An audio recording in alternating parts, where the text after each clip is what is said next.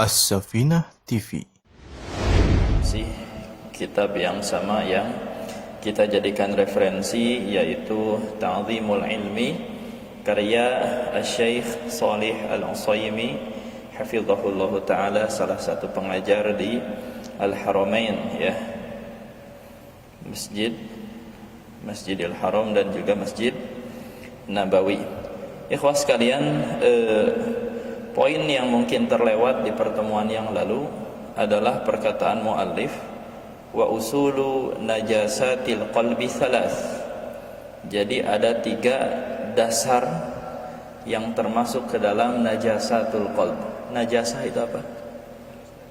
Najis, benda-benda yang najis itu namanya najasah, ya, najasah. Jadi beliau mengibaratkan, ya, saking buruknya hal-hal tersebut dan tidak cocoknya hal-hal tersebut berada di dalam hati, maka beliau memakai ibarah najasah, najis, karena memang tidak pantas untuk berada di dalam hati, ya. Setidaknya ada 3 usul yang disebutkan oleh muallif. Yang pertama adalah awwaluha najasatus syirk, yaitu kotornya kesyirikan. Tsaniha najasatu al-bid'ah, yang kedua adalah kotornya bid'ah. Tsalisuha najasatu al-ma'siyah, yang ketiga adalah najisnya atau kotornya kemaksiatan. Kita akan bahas satu persatu. Najasatus syirk atau najis syirik. Syirik ini sekali lagi ikhlas sekalian bukan ke dalam kita jangan memahaminya dengan bahasa Indonesia. Ya, syirik yang dimaksud di sini adalah apa? Menyekutukan Allah Subhanahu wa taala. Dalam bahasa Indonesia syirik itu apa?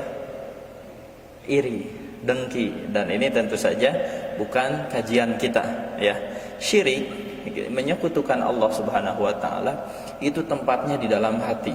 Tempatnya di dalam hati. Bahayanya seseorang bisa mengaku muslim tapi hatinya syirik kepada Allah Subhanahu wa taala.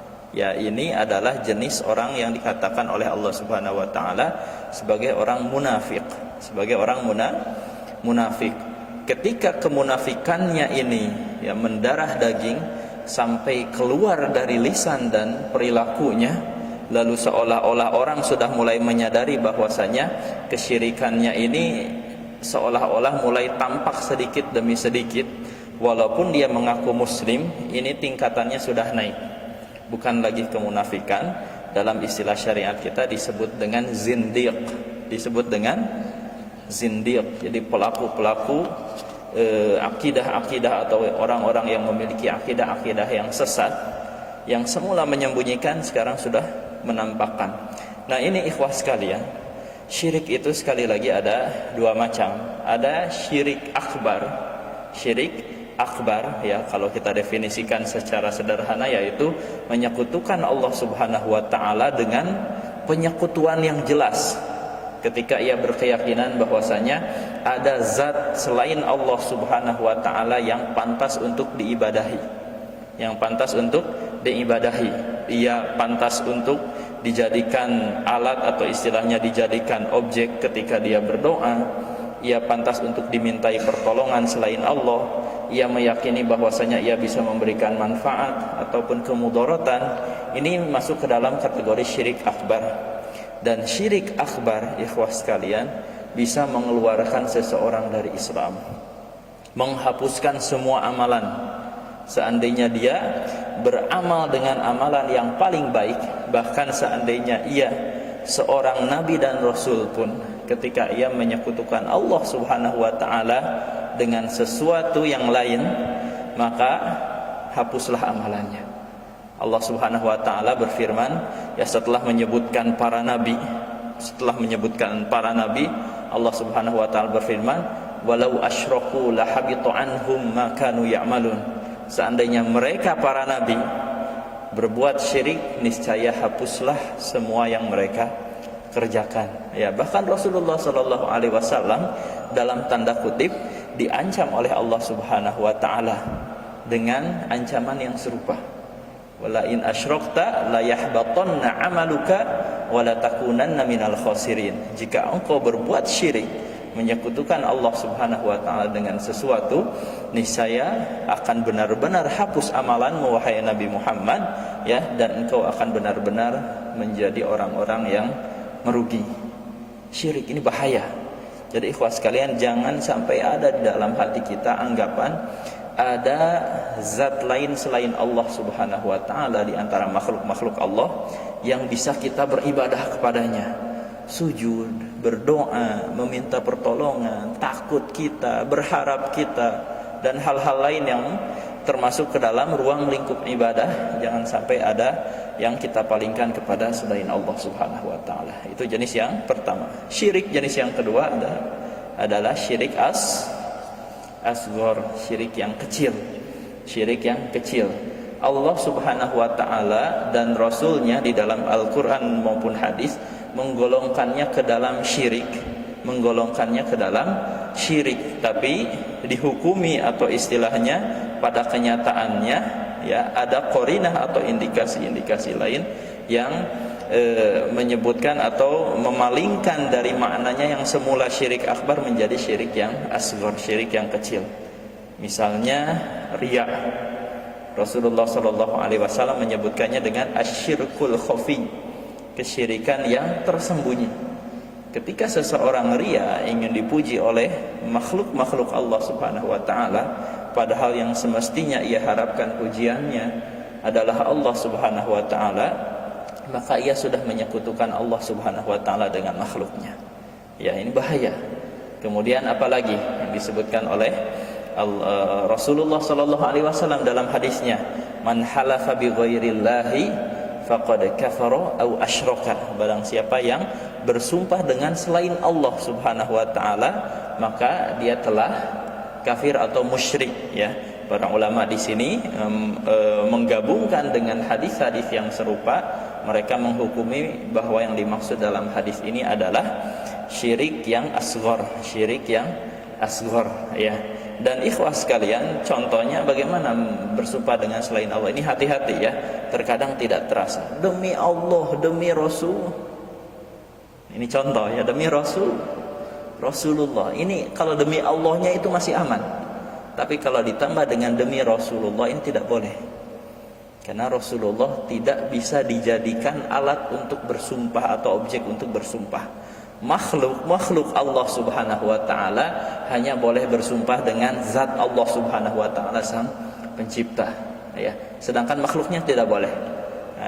Allah adalah zat pencipta. Rasulullah pencipta bukan, ya, karena Rasulullah sallallahu alaihi wasallam termasuk ke dalam makhluk Allah Subhanahu wa taala. Tidak boleh seseorang bilang demi Rasulullah, tidak boleh. Haram, dan ini termasuk ke dalam syirik kecil. Syirik kecil ini ikhwah sekalian tidak mengeluarkan seseorang dari keislamannya, tapi dia hanya menghapuskan amalan-amalan yang menyertainya.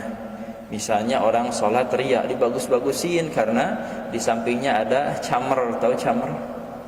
Calon merpati, calon mertua, iya, di sampingnya ada bagus-bagus sholatnya, iya. Dia syirik, dia masih muslim, tapi sholatnya tidak diterima pada saat itu. Apakah gugur kewajibannya? Kewajibannya sudah gugur. Ia tidak usah lagi mengulang lagi sholatnya, tapi sholatnya tidak berpahala di sisi Allah Subhanahu wa taala. Rugi, jelas rugi. Karena dia capek-capek beribadah, tapi itu semua hilang. Ya. Dan ini ikhwas sekalian, banyak jenis-jenis syirik ini, ya. Syirik yang asghar ini yang bisa dikatakan paling banyak. Karena ketika kecenderungan hati kita, ya, terhadap makhluknya mengalahkan kecenderungan kita kepada Allah Subhanahu wa taala, itu sudah termasuk ke dalam syirik, Mudah-mudahan Allah Subhanahu wa taala melindungi kita. Kemudian penyakit atau najis yang kedua adalah najasatul bid'ah. Jenis atau kotoran bid'ah. Bid'ah itu apa? Yang perbuatan baru. Seperti antum baru, baju antum baru, masjid antum baru, sandal antum baru, antum pun baru. Betul, berarti ini masuk ke dalam bid'ah. Antum semua bid'ah. Betul? Tidak seperti itu. Karena ini istilah syariat yang semula tadinya dia hanya bermakna bahasa, segala sesuatu yang baru yang belum ada sebelumnya, ketika dimaknai di dalam syariat ini masuk ke dalam definisi yang sudah ditetapkan oleh Allah dan Rasulnya. Yang dimaksud dalam bid'ah yang disimpulkan oleh para ulama kita adalah segala sesuatu yang baru dalam ibadah, bukan dalam wasilahnya ya, dalam ibadah yang diyakini bahwasanya itu adalah ibadah, yang diyakini bahwasanya itu adalah ibadah ya. Dan ini ikhwas sekalian, Rasulullah sallallahu alaihi wasallam bersabda, "Man ahdatsa fi amrina hadza ma laisa minhu fahuwa radd." Barang siapa yang mengada-ngadakan dalam urusan kami yang bukan bagian darinya, maksudnya bukan bagian dari agama Islam, tapi dia ada-adakan sendiri, kemudian ia berkata ini dari Islam, ini ibadah, ini sesuatu yang baik, harus kita kerjakan, mengajak orang untuk itu ya, ma laisa minhu fahuwa radd, maka amalannya ini tertolak. Maka dari hadis ini kemudian diambil kaidah yang sering kita dengar, al aslu fil ibadati al hazar atau at tahrim ya. Hukum asal ibadah itu adalah diharamkan sampai datang dalil yang memerintahkannya. Kaidah ini diambil dari hadis itu. Jadi ikhwas sekalian, bicara tentang bid'ah ini bukan perkataan saya, bukan perkataan antum, bukan perkataan Ustaz fulan, bukan perkataan Syekh fulan, tapi ini perkataan Rasulullah sallallahu alaihi wasallam. Ya, jangan pernah berkata orang yang bid'ah ini berarti pengajiannya ini pengajian Wahabers. Iya, kenapa? Karena dia sebut-sebut bid'ah. Nah, Rasulullah sallallahu alaihi wasallam menyebutkan bid'ah, antum berani bilang Rasulullah Wahabi? Ya, antum berani bilang Rasulullah Wahabi? Rasulullah sendiri yang menyebutkan kata bid'ah. Kita hanya meniru Rasulullah. Kita hanya mengikuti apa yang dikatakan oleh Rasulullah, tidak lebih. Kita tidak kurangi, kita tidak lebihkan. Bid'ah, selesai. Kita kalau ikut apa yang disabdakan oleh Rasulullah sallallahu alaihi wasallam, selesai urusan kita. Karena agama ini apa? Islam, berserah diri. Serahkan diri kita kepada apa yang datang dari Allah dan Rasulnya. Selesai. Dan aman diri kita nanti di akhirat daripada kita membuat-buat perkara yang baru yang belum jelas siapa yang mau memberi pahala terhadap amalan kita. Ya, kemudian yang ketiga, najasatul ma'siyah. Najis kemaksiatan. Ikhwas sekalian, ini penyakit di dalam hati kita. Kalau ada perbuatan, ucapan, pandangan, apapun itu, pendengaran yang mengandung unsur-unsur dosa, itu semua masuk ke dalam maksiat. Kalau antum ditanya maksiat itu apa? Maksiat itu apa? Hah? Adik antum bertanya, "Kak, maksiat itu apa?" Antum mau jelaskan bagaimana? Maksiat itu ya maksiat. Jawaban antum ini. Maksiat itu ikhwas sekalian, semua hal yang keluar dari ketetapan Allah dan Rasulnya itu maksiat. Semua hal yang keluar dari aturan Allah dan Rasulnya itu maksiat. Semua hal yang keluar dari perintah dan larangan Allah dan Rasulnya itu semua maksiat. Ya, dalam hal ini secara umum bid'ah pun maksiat. Bid'ah, perkara yang baru di dalam agama, itu maksiat. Jadi jangan, tapi kan ini sesuatu yang baik. Tidak, itu diperintahkan tidak oleh Rasulullah, berarti maksiat. Ya, makanya ya istilahnya kita bicara hal lain. Jangan heran kalau orang yang bermaksiat dengan maksiat-maksiat yang sudah jelas bahwasanya itu maksiat, itu biasanya mudah sekali ketika mereka mendapatkan cahaya, mendapatkan hidayah, mendapatkan nasihat yang berharga, ia mendengar, kemudian ia meresapinya, lalu kemudian ia bertobat. Begitu mudahnya mereka bertobat pada Allah Subhanahu wa taala. Tapi sesuatu yang sudah dianggap benar, sudah dianggap bahwasanya itu bagian dari agama, biasanya ya sangat sulit sekali orang untuk bertobat dan meninggalkan hal-hal itu. Kenapa? Karena dia sudah berkeyakinan ini bagian dari agama. Loh, saya kan ini zikir, saya kan ibadah, masa kalian membenci ibadah? Apa kalian manusia atau setan? Langsung begitu perkataan. Padahal kita berkata itu dicontohkan oleh Rasulullah atau tidak? Kan perkaranya sebetulnya sederhana.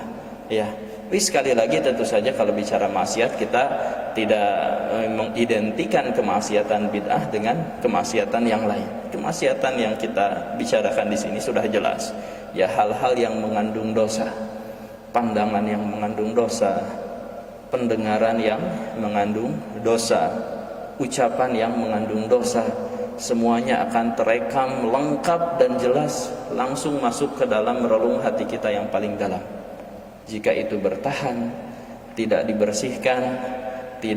dibersihkan dengan istighfar, kita tidak bertobat kepada Allah Subhanahu wa taala, maka hal ini termasuk najasatul qalb, najis hati yang akan menghalangi ilmu untuk masuk ke dalam hati kita.